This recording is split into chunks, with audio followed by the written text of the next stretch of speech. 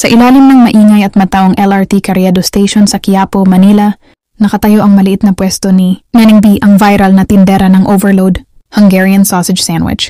Ang kanyang kwento ay hindi lamang tungkol sa isang simpleng street food vendor, kundi tungkol din sa isang babae na naging inspirasyon sa marami dahil sa kanyang sipag, determinasyon at pagmamahal sa ginagawa. Si Neneng B ay isang estudyante na tumulong sa kanyang magulang sa pagtitinda sa Quiapo para may pambaon sa pagpasok sa eskwela. Ang kanyang nanay ay isang tindera ng siomai na nagtrending din sa social media dahil dito ay nagkaroon siya ng ideya na gumawa rin ng kanyang sariling negosyo para makatulong sa kanyang magulang.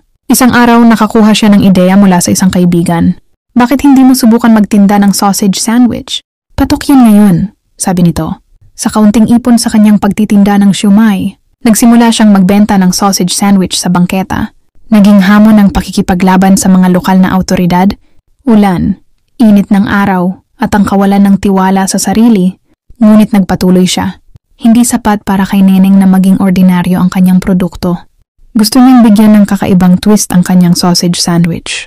Sa tulong ng kanyang magulang na mahilig mag-eksperimento sa pagkain, naisip nila ang konsepto ng overload Hungarian. Nilagyan nila ito ng maraming toppings, cheese, hot sauce, maraming cheese, mayonnaise na cheese flavor at lettuce. Ang resulta, isang sandwich na hindi lang masarap kundi sulit sa presyo. Sa presyong 50 pesos, marami ang natuwa sa kalidad at dami ng laman ng kanyang produkto. Nagsimulang pumila ang mga tao sa pwesto niya at unti-unti, kumalat ang balita tungkol kay Neneng B at sa kanyang overload Hungarian sausages. Isang araw, may isang food vlogger na nagkataong dumaan sa Carriedo. Napansin niya ang mahabang pila sa pwesto ni Neneng B at na-curious siya. Ipinakita ni Neneng ang kanyang proseso ng paggawa ng overload Hungarian na may kasamang kwento ng kanyang buhay.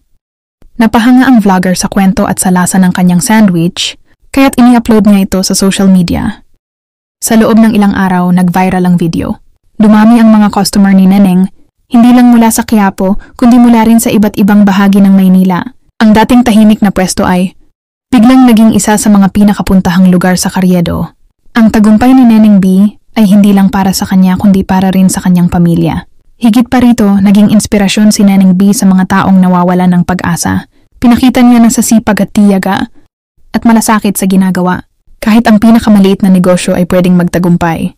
Tuwing gabi bago isara ang kanyang pwesto, madalas siyang titigil sandali at titignan ang mga taong masayang kumakain ng kanyang overload Hungarian. Sa mga pagkakataong iyon, nararamdaman niya ang tunay na kahulugan ng tagumpay, hindi lang sa kita kundi sa pag-alala kung saan siya nagsimula.